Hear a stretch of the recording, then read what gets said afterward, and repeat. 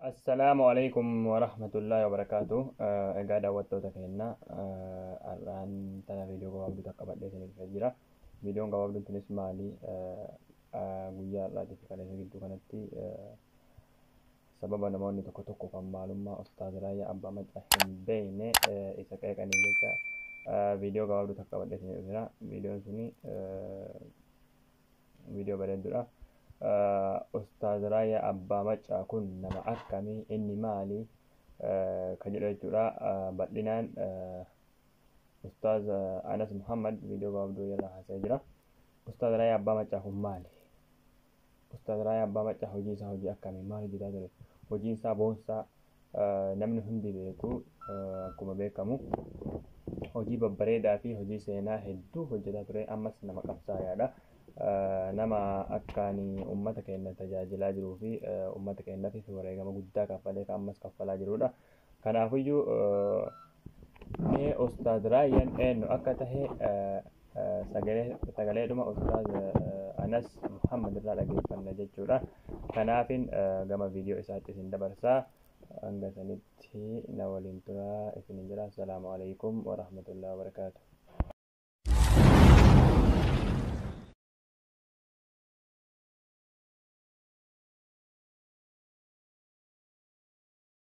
Maqaa isaanii dhahuufuu nuti gatii kafaluu qabnudha.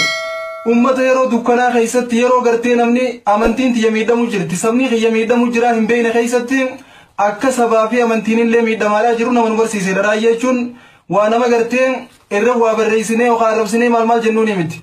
Nama gartee yeroo dukkanaa keessatti yeroo ummanni keenya tokkollee dammaqee hin jirre keessatti yeroo gartee akka arraan tanaatti yoo rakkatanillee rakkoo isaanii namni quban qabneef keessatti nama gartee hawaasa kana mataa walii qabuudhaaf tokkummaa hawaasa kana walitti haqaaruudhaaf hawaasa kana miidhamaa ta'uu isaa if barsiisuudhaaf nama carraaqaa turedha. Galanni harree diitichaan galaa jetti Oromoon. Yoo galata keenya galannummaan nuti isaanii galchinu galata harreedhaa ta'e malee Raayyee jechuun nama tuqamuu qabu miti. Kana hoggaan isiniin jiru waa hedduutu jira. Namni gartee bishaan mataa ganna qabe miilan hanqatu jetti Oromoon hoggaan himaaytu. Bishaan yoo mataa gubbaa nama ganna qabe miilan hanqatu. Silaahuu diin keenyaa tuqame. Taraayyaa faa tuqamuudha numaa waan qajaja laalihu taisaan tuqamuu waan qajaja amantii teenyaatu tuqamaadhaa jira diin keenyaa tuqamaadhaa jira. Obboleeyyan kiyyaa nuti akka ummata muslimaa tokkotti ammallee ganaallee durillee naman tuynu ammallee naman tuynu asiichillee nama tuquuf hin deemnu. Walaakin ammoo nama amantii teenya nurraa tuquun nama amantii teenya gartee maqaa hin taane isiidha moggaasuun namoota kana kanaan nurraa dabadhaa jechuun qofa wanni jiru yoo ta'es.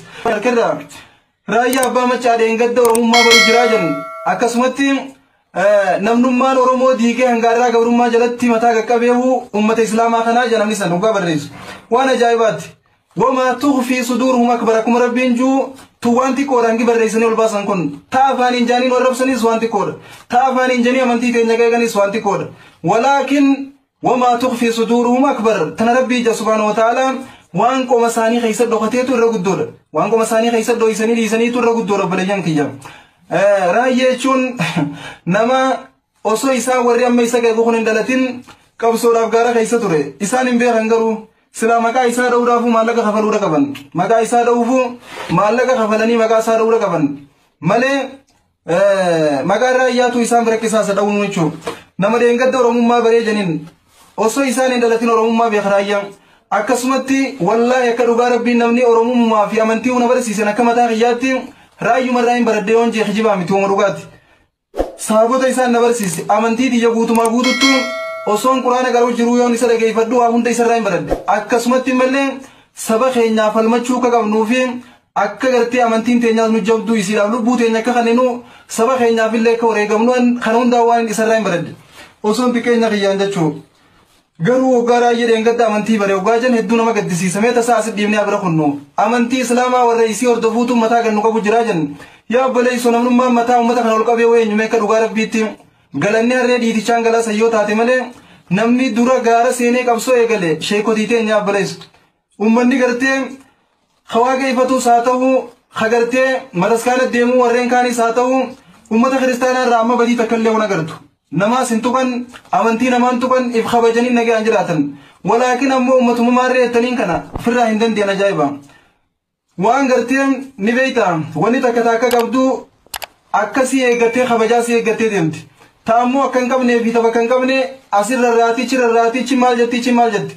Maaliif jennaan bineensota gaaf tokko bishaanirra wal ga'anii leencinis jabeenya isaatii wajjin allaga kanarraa nagaaniin galuu barbaadaa jecha bineensonni hundi kana jaan teeyiriin ammoo humna dhabuu isiitii wajjin kaa akkasitti deebifa wanni jette annagee hangaluun barbaadu kana barbaadan as ba'a jette jedhan waan ajaa'ibaati humaan dandeessu bara nagama jette akkasii yaa obboleessoo sheekonni keenya wallahi waan isaan saba kanaaf dalagan tanaaf san yennee ola koyne yeroon takka illee nuuf hin fuutu sheekota keenya jechuun namni kitaaba irraa qara'ee gabru mumatanaahu namni adoo namaanni gabrooma waan jiru namni kitaaba irraa qara'ee baree barataniin teenyeen waan san firraa kaasuudhaaf dura falmii gaara seene sheekotii teenya akkuma beeytan jechuu tanaaf abaluu jee isin lakkaa'utti naa jamtu namni gartee dura saba kanaaf rasaasa dha'ee sheekotii teenya namni duris gartee saba kanaaf wareegamuu ture sheekotuma teenya namni falmachuu saba kana barsiise yoo falmatan gabrummaa keessaanii baa waan juu namni saba barsiise sheekotii teenya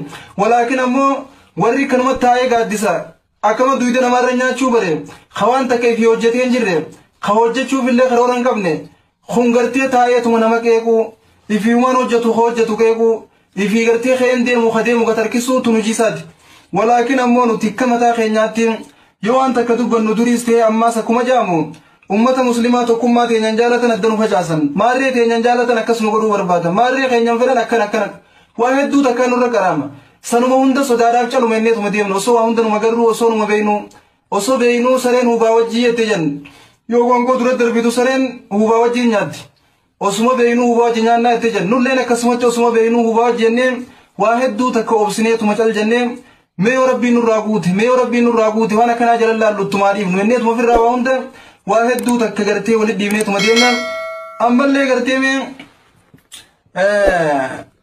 namni keenya keessaafuu nuti warri amantii islaamaa qabu jechuun arraba fi tiifachuun amantii teenya keessatti harka fi tiifachuun miila fi tiifachuun ija fi gurra fi amantiin teenya nu barsiifte yoo jecha tokko gartee dubbanne kan taane ni barreeffama jecha keenya sanii boruu nutti as ba'uudhaaf ta'a laata irra qixaaxamnamoo irra sawaabeeffamna waan juutu nuti nu yaachisa waa hunda dubbachuu fi waa hunda harachuu waa hunda dha'uu fi waa hunda dhiituun aadaa islaamaatii miti namni islaamaa ija isaa tiifata gurra isaa tiifata arraba isaa tiifata harkaa miila isaa tiifachaadhaa deema ijannu keessatti dhiiroo jannaata rabbii nurraa jaalatamu nurraa jibbeennee if eeggachaadhaa deemnu akkanuma kaan waraannee kaan dirree kaan maal godhuun hojii teenyaa miti walaakin ammoo sun hojii teenya ta'uu dhabuu wajjin nuti nama akkana nama eeggatu ta'uu keenyaa wajjin eeggatamuu dhabnee hoggaa kaanii nu moraanamnu hoggaa kaanii nu marrabsamnu waan hedduu nama gaddisiisu yaa obboleessoo haa wal